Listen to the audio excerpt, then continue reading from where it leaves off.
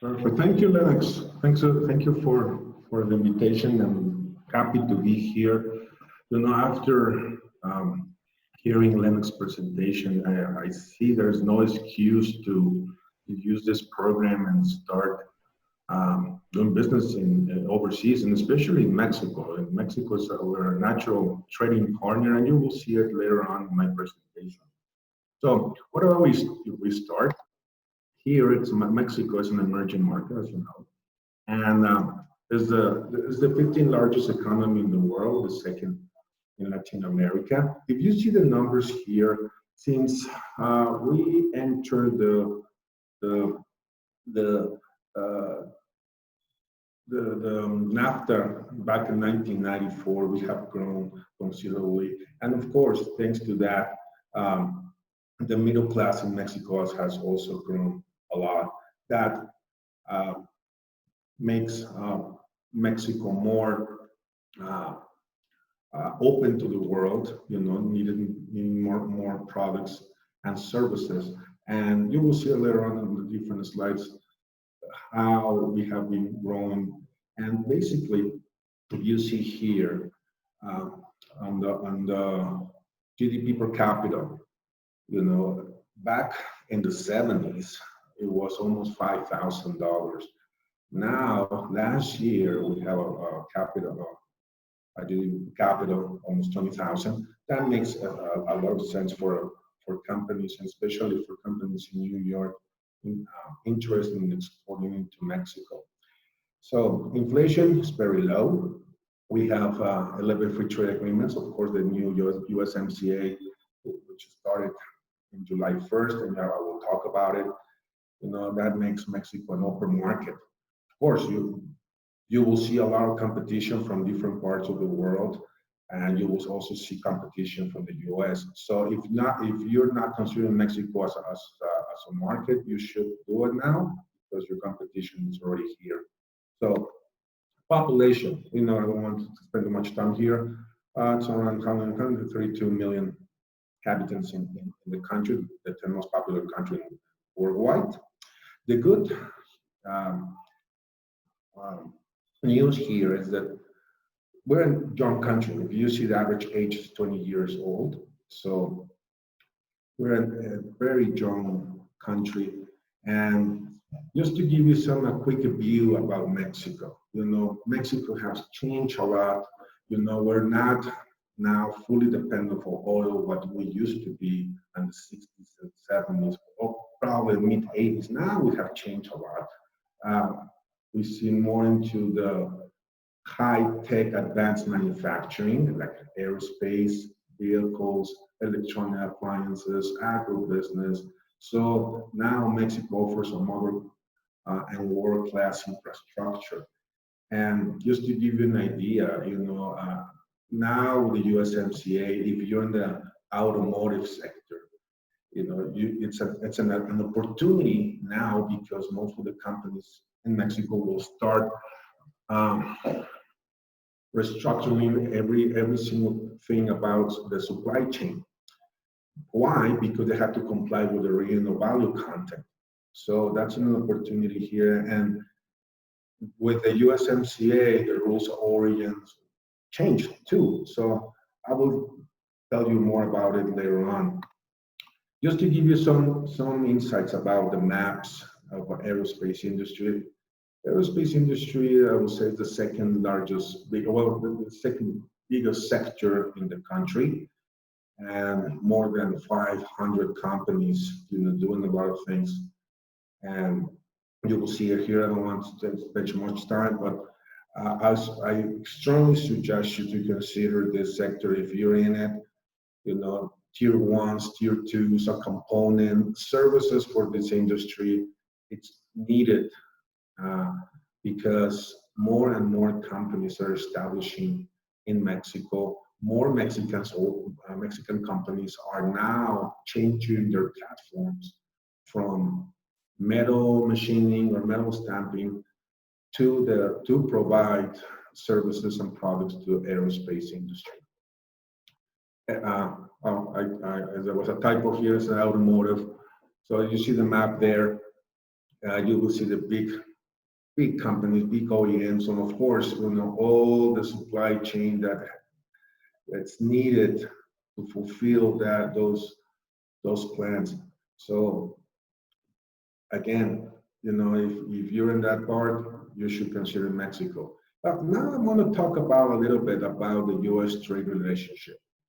You have been hearing things, myths about the trade between the U.S. and Mexico. Mexico is the United States' second largest trading partner. It used to be first back in September of this year. Believe it or not, we stayed there for a couple of months. Now we went back to the second place. But it is amazing how you see a lot of trade between the two countries. If you have a chance to go to the border between U.S. and Mexico, you will see trucks and trucks crossing the border every day, which means it's $1 billion trade per day. So there is a lot going on. Of course, New York is the seventh trading partner for Mexico. So, but it is a big number, and you will see it later on after this slide. But just to give you some insights, 26 American states depends on Mexico as the first or second destination for exports. Nearly 50,000 U.S. small, medium-sized companies export to Mexico. So the relation is very big. Now we want to talk about New York trade with Mexico. Mexico, New York's seventh largest trading partner, as Lennox mentioned before, and exports around $3.1 billion of goods to Mexico. Machinery is New York's largest export industry. And of course, we buy a lot of precious and semi-precious stones. That's the number one export, New York's export to Mexico. And we see it every time, that when we started working for New York, that was one of top priorities to identify which New York products were in Mexico.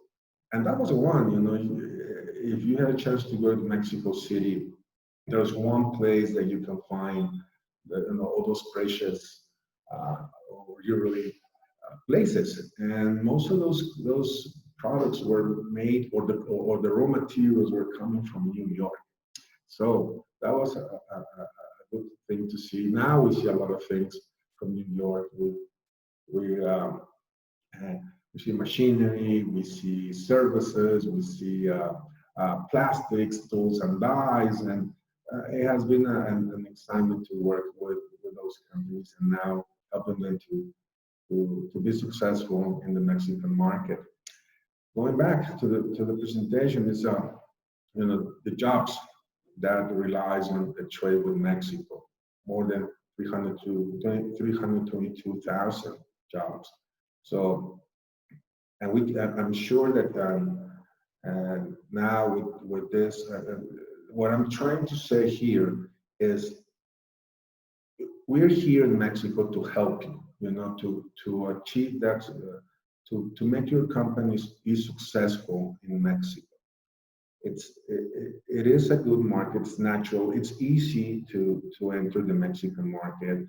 First of all, we have a lot of the benefits of USMCA now, and most of the companies in Mexico now speak English, and more and more companies are thinking in going to Mexico as a natural market. It's the same as Canada. Okay, so it is the time again to consider Mexico as a future export destination. And of course, Mexicans, we travel, we love New York City, we love to buy a lot of the New York City products. And, every time I go to New York City, I see a lot of Mexicans, visitors. Okay, so that's also a revenue for the state. Now, probably you will be asking about what's the situation with COVID-19 in Mexico. Of course, it has been an issue here. it's we have a problem, okay, a problem as everywhere in the world.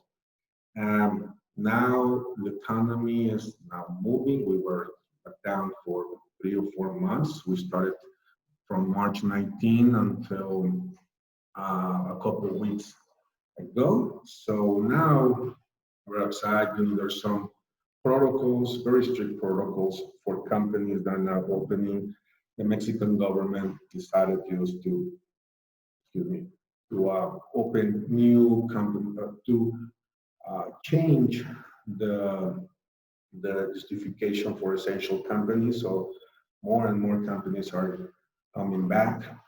Of course, most of those businessmen are now busy to get their business going, running again, and they're taking a little more time to discuss, for options for future supply chain. But they said, hey, we're interested. We just want a little more time. We need to start. We need to start our business again, and so on. But as you see, decrease on consumption. I will say it's everywhere in the world. Minimum economic reactivation programs. That's one of the issues that we see as Mexican businessmen. We don't have any much of the programs or supports from the Mexican governments as other parts of the world. But most of these things are being covered by the businessmen, and now we're more and more companies are going back to normal things. Of course, a lot of jobs were lost. Salary reduction was one of the things that happened, and that was most of the common. But they wanted to keep the economy running and modification of the supply chains. And just to give you an example, that was a big issue in the automotive industry because companies in Mexico were closed.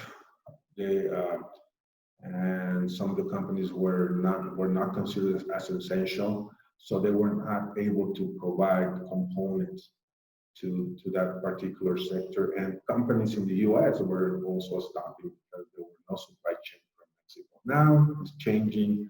Most of the companies in Mexico are running to the 50 to 60%. We're hoping to run around 100% by the end of this year. That's where we're focused. That's a forecast, probably going to be getting there earlier. But the situation is changing, in a good way. Of course, we're facing this virus, and we're trying to avoid it. We're following the Mexican population is following very strictly the protocols, and even the companies are following the protocols very strictly. And the numbers, if you see here, of course it's in Spanish, but this is the numbers of deaths until yesterday, and this is the number of cases until yesterday. So, and you see a lot of numbers here based on the states, but compared to other countries, even states in the U.S., those numbers are bigger than us. But the larger number here is in Mexico City, and of course it's because of population. Mexico City has 22 million people, so and it's really hard to have a social distance and follow protocols. That's why it is a big number. And of course, state of Mexico, which is the metropolitan area around Mexico City, it has the largest number. So, of course, there's a lot of restrictions for travels. Matter of fact, you can travel to Mexico without restriction, unless if you want to cross the border, that's an issue. But you can fly in or fly out, and there's no restriction for travelers at this moment. Of course, companies or people, they prefer to be at home instead of getting the chance to be infected. And now, I want to talk about the changes from NAFTA to the USMCA. Basically, just to give them a normal situation, there was not much of a change. for certain industries and sectors. NAFTA had 22 chapters. USMCA has 34. Some of the main changes were the labor norms in Mexico. First of all, to comply with the automotive industry labor greenhouse content, which means that companies in that particular industry have to pay $16 per hour. And also in the labor norms, now unions are free to elect their leaders. Back in a year ago, leaders were appointed, but now it's a democratic process. So that's one change. Environmental norms, of course, that was one part. Biopharma, that was a big change because there was also a situation with protection for intellectual property. So that's one part. Economic impulse, which means that you focus to help medium and small and medium-sized companies to export. Trade growth, to continue with the growth that was from NAFTA to USMCA. The sunset clause that the trade the agreement has to be reviewed after 16 years. Of course, there were some periods there in between to see where the agreement is going in a good way. But it's I'm sure and after we saw what we saw in NAFTA and the growth that the three countries had, I'm sure that sunset clause will be excluded from the agreement, in a few years, I hope. And the third-party free trade agreement, that was another party included in the agreement because they wanted to protect some of the parties involved, Mexico, Canada, or United States, will not sign an agreement with China. So that's one. They want to protect themselves for getting an agreement with China. E-commerce, that was a must because there was not mentioned in the NAFTA. There was no idea back in 1994 about the e-commerce. Automotive, that was the main change that we had in Mexico under USMCA. First of all, the salary curve, where I mentioned the $16 per hour, and the rules of origin. That changed a lot. Now, I encourage you, if you're in that sector, I can also help you later on to answer your questions because you need to go indeed and review the agreement because there are a lot of changes, especially in Annex 4 and Annex 4B, which explains how the parts are divided, which parts are considered essential, main, and must. So, and the procedure that you have to follow to comply with the rules of origin. The solution to disputes, that makes easy, that will solve a lot of problems now instead of going to international institutions. Now we have to do it within the three countries, and it will be really easy to solve some situation. Agricultural growth, of course, most of that is more focused on the U.S. side because now Mexico is required to buy more agricultural products from the U.S. And matter of fact, we need them because most of the corn, wheat, soy, beans are imported from the U.S. Now, this is basically what we see in the change of the USMCA. Now from the auto industry, they had to comply with the around 62% of renewable content. Now they need to comply with the 75%, but it's not now. We're considering 3 years after. So it is on the schedule. Okay. Of course, agricultural now with tariffs with Mexico and most with Canada, including those with dairy products, poultry, eggs, and sugars. That was back with NAFTA. Now Canada and the U.S. is more focused on the dairy and egg production. The small businesses, I can mention it. biopharma, copyrights, e-commerce, and environmental, just to give you an idea of what exactly was the change.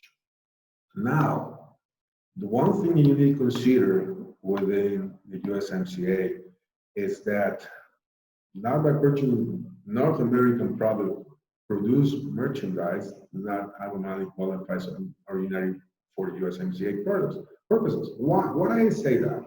Because back in with NAFTA, where every time I have a meeting with a New York company, I ask them, okay, is your product US made? And the answer was yes. And that was considered as a US product, because there was no much of review of the raw materials or the change of the harmonized code. Now, with the USMCA, you need to review your supply chain. Why? Because you need to comply with the rules of origin, which means you need to comply more than 51% of US content.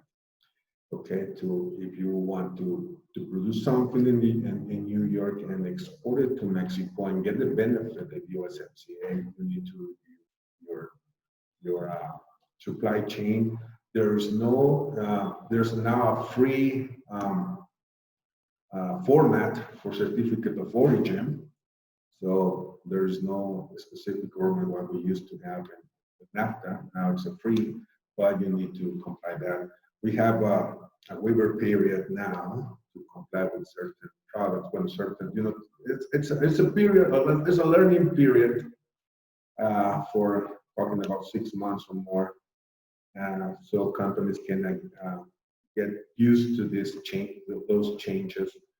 And but I strongly suggest you to review your supply chain if you're exporting to Mexico, and to consider so you can comply with the rules of origin. Now, the best prospect for U.S. exporters. You see here a big list, okay? But every time I give this kind of presentation, and there's companies there, hey, I will see my product there. That doesn't mean you will not be successful in Mexico. I have to tell you the truth. Okay, we have been helping companies from big, nice, top-notch technology for the aerospace industry, up to companies that are selling, sauces or a retail product. Okay, so it's just a matter to be in the good, to have the right contact in Mexico, which will help you to find the price and to be patient and open. And I will discuss that later on. But here are most of the products that we see that we're getting from the US. And you will have if you're in the retail part, there is a lot of competition. You should consider your price and also your amounts that you can ship to Mexico. So I will say that's one of the main things. If you're in the alcoholic market, now the tendency here is to in Mexico, the beers are in the top list of imports, craft beer. So that's one. Wine, I saw one of the questions there. It has been a little tough for US companies, except for California, because the market is really special. There's a lot of competition, where we get a lot of wines from everywhere in the world, or the countries that are well known for wine, such as Chile, South Africa, Australia, the US, but especially for California. But that doesn't mean that you will not be successful. It's just a matter of sending samples. given the right price, given the support to that particular distributor or representative. Now, we're going to talk about how to do business with Mexicans. You know, we are, and I say we because sometimes we are pretty special when we try to do business with other cultures. Okay, especially because we want to feel secure, and also we want to have a friendship. As soon as you find a distributor or rep, and you treat them well, what I'm trying to say, when I mean treat is like give them a support. If they ask you, hey, I need marketing material, I need you to come and to be with me with a client, hey, you need to do that. And if you do that, that Mexican company will do uh, a lot of business, and that businessman will be loyal to you. Okay, so that's one I think that you need to do that. I have a lot of companies coming twice or three times a year to support their distributors or representatives. And on the other hand, I had companies that came once, signed an agreement, and they never came back to Mexico. And guess what? That someone else convinced that particular distributor, and it's no longer working for that company, or that did not give any support to the Mexican company. So it's a matter of giving a lot of support and be very aggressive. Companies here in Mexico, are now have changed. Most of them are family-owned companies, and and uh, the second generation is more educated, are more focused in businesses, are entrepreneurs, bringing you more and more businesses or creating businesses. So that's a good thing. Now, appointments. Mexicans sometimes the they can be late. Especially in Mexico City. I'm sure that you have heard that we're running a Mexican time when you're late. Well, it happens. It happens in Mexico. Especially in Mexico City, and as I mentioned, with a big city off, it's hard to be on time and business. So, but in other parts of the city, in other parts of the country, you must be on time. There is no excuse that you will cut in rush hour or your car broke down, whatever. But we're a hard worker country. We start around 8 or 9 a.m. and we finish at 6 or whatever we need to be at the office. Lunch is very important, 2 to 3. And it's not like the U.S. when every time I have a delegation from the U.S., the business people are starving at that particular time. So I encourage you to consider that and have a heavy breakfast or a snack between. Language, of course, is the Spanish, but English is quite widely spoken in business. So you will see a lot of, there's no excuse to consider Mexico, because now we speak English. More and more companies are having speakers, English speaker decision maker. So that's one thing. But it will help if you have your information translated into Spanish. That helps a lot. I don't want to ask you to change it right away. It's just to, as soon as you have a distributor or rep that you feel confident, now you must think about translating your marketing material or your sales pitch into Spanish. Negotiating, like I said, we're pretty easy going. Okay, it's we want to make friends first before and feel confident that we're going to have a good business relation. Okay, I'm also telling you, you have to be patient and calm. Mexicans will take time to decide. It's not like you send an email and get a response a few days later, I mean, a few hours later, it will take time to respond. Of course, you also have to consider that running businesses and they're also busy. So, but sometimes they take longer to respond. Mexicans, one thing, they will never say no. They will say maybe, we will see, let me review these things. And they do it, that's not because they're not interested. They want, they do it because they want to review and to have the door open if they need you.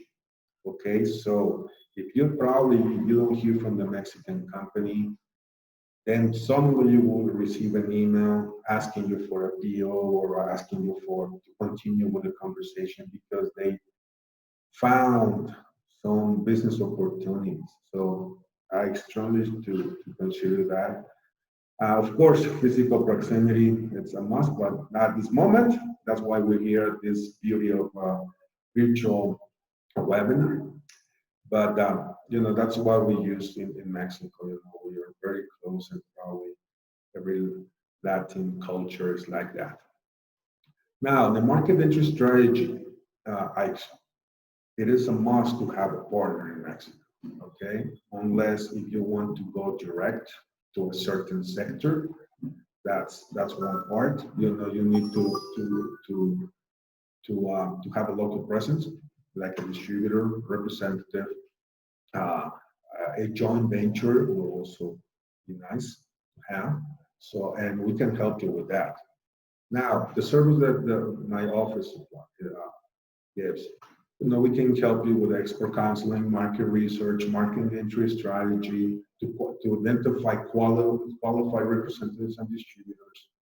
We can help you with the B2B matching, price comparisons, give you some advice with customs, legal framework, um, translations, representation services. So we can start from A to Z. We take you hand by hand to solve all your doubts and give you some qualified partners. When I mean qualified, it's companies that we have been talking to, explaining what you want, explaining what your product is or service, and they said, hey, I'm interested and I want to continue with the conversation with the company. So that's where we are trying to arrange a business meeting. With the beauty of this virtual thing, we can do it now, and we can be in the middle, with helping you on that. So that's basically what we have regarding this presentation. I'm here to open you up to clarify any doubts that you may have, help you to enter the Mexican market. Use us as an extension of your export division, or if you're new to export, hey, we're here to help you. Just give us a chance to see your product or service, do some market overview, and see what if your product or service can be good for the Mexican market. Just give us this opportunity. As Lennox says, there's no cost, so there's no excuse. All right. So thanks again, and I hope to hear from you soon.